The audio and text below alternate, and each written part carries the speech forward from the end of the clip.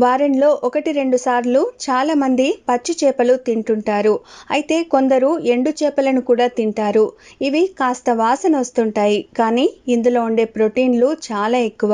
ఎండిన చేపలను ప్రోటీన్ ప్రధాన వనరుగా పరిగణించొచ్చు. ఇందులో చాలా తక్కువ మొత్తంలో క్యాలరీలు ఉంటాయి. ఎండు చేపలు తినడం వల్ల బరువు పెరగరు.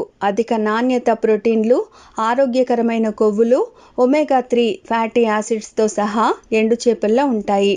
అంతేకాదు అయోడిన్, జింక్, రాగి, సెలీనియం, కాల్షియం కూడా ఉంటాయి. కనుక వారానికో లేదంటే 15 రోజులకు ఒకసారైనా ఎదిగే పిల్లలకు ఎండు చేపలు పెట్టడం చాలా మంచిదని అంటున్నారు నిపుణులు.